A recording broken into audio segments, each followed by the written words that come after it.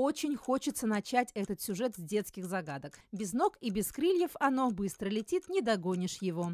Или такая, что возвратить нельзя. Первые кадры этого видео подсказывают отгадку – время. Как известно, это самое ценное, что мы имеем. Его не вернешь, не остановишь и даже не купишь. Его надо просто ценить. И каждую минуту своей жизни проводить с пользой, как для общества, так и для себя. В ближайшие несколько минут мы будем наслаждаться красотами улицы Баумана. Заодно и выясним, сколько времени понадобится на то, чтобы пройти ее от начала до самого конца. Поэтому, если вы в ближайшее время собираетесь погулять по Баумана, наша инструкция как раз для вас. У меня в руках песочные часы. Они помогут мне в поставленной задаче. По Бауману я пойду в спокойном темпе, но так, чтобы успеть осмотреть местные достопримечательности, не задерживаясь возле них. И вот первый объект, который меня заинтересовал – старая аптека. Очень хочется остановиться, но я этого не делаю в целях экономии времени. О нем мне напоминают не только желтые песчинки, но и часы над входом в аптеку. По одной из версий, они здесь появились в 1913 году.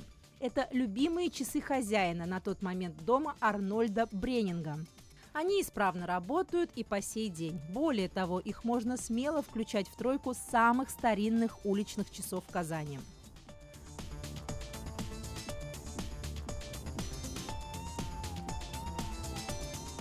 А вот самые известные часы Казани, безусловно, те, от которых начинается улица Баумана. Им не так много лет, установлены в 1999 году.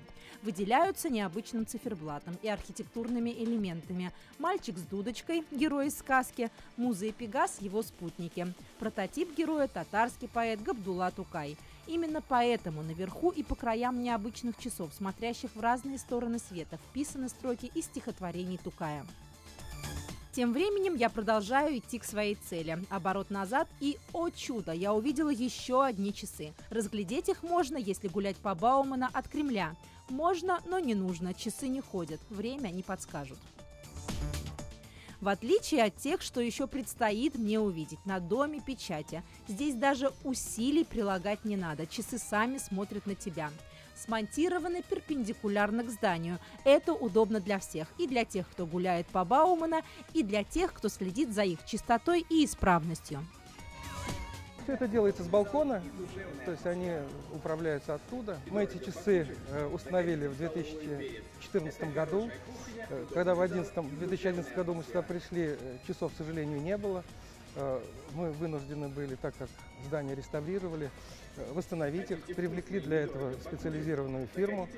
Она по фотографиям тех времен сделала эти часы. И сегодня они у нас работают. Да, правда, иногда подводят. А чтобы часы не подводили, их подводят. Хоть и случается это крайне редко. Мы их изготовили по заказу Дом печати в индивидуальном экземпляре.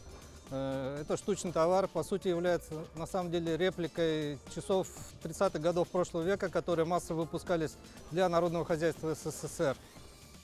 А когда-то в советское время подобными часами оснащали общественные места. Сегодня это история. Как и тот факт, что рядом с этими часами должен был быть герб Советского Союза. Но по каким-то причинам этого не случилось.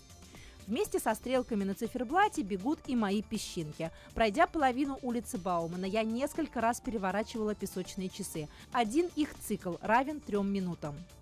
На другой половине улицы часов я больше не увидела, не считая тех, что в руках или на руках, наручных. Мы дошли до конца Баумана. Песочные часы я переворачивала 6 раз.